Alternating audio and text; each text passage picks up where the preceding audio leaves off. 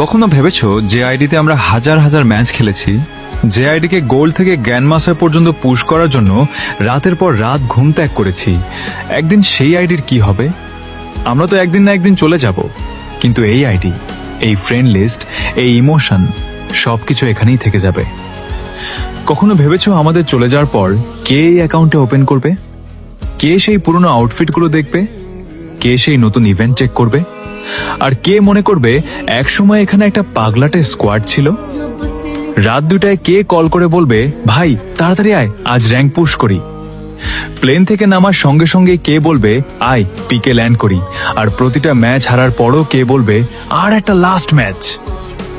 কখনো ভেবেছো একদিন আমরা সবাই আমাদের শেষ ম্যাচটা খেলে ফেলবো, অথচ আমরা নিজেরাও বুঝতে পারবো না?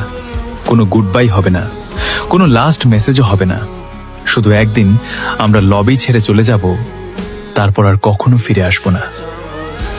সবচেয়ে অদ্ভুত ব্যাপারটা জানো কি? এই গেমটা আমাদের শুধু স্কিন দেয়নি, এটা আমাদের মানুষ দিয়েছে। এমন কিছু মানুষ যারা আমাদের থেকে হাজার হাজার কিলোমিটার দূরে থাকে, যাদের সঙ্গে হয়তো কোনোদিন বাস্তব জীবনে দেখা হবে না, তবুও তারা আমাদের মুড বুঝে যায়। শুধু আমাদের কণ্ঠ শুনেই বুঝে ফেলে আজ আমরা খুশি নাকি ভেঙে পড়েছি। যখন পুরো পৃথিবী ব্যস্ত থাকে, তখনও তারা অনলাইনে এসে জিজ্ঞেস করে, ভাই সব ঠিক আছে তো? একবার ভেবে দেখো, যদি ফ্রি ফায়ার কোনোদিন তৈরিই না হতো, তাহলে কি আমরা এই মানুষগুলোর সঙ্গে কোনোদিন পরিচিত হতে পারতাম? আমরা কি জানতাম স্ক্রিনের ওপাশে বসে থাকা এক অচেনা মানুষ একদিন আমাদের এতটা আপন হয়ে যাবে? ফ্রি ফায়ার শুধু একটা গেম নয়, এটা স্মৃতি, এটা বন্ধুত্ব, এটা এমন একটা জায়গা যেখানে অচেনা মানুষও একসময় পরিবারের মতো হয়ে যায়।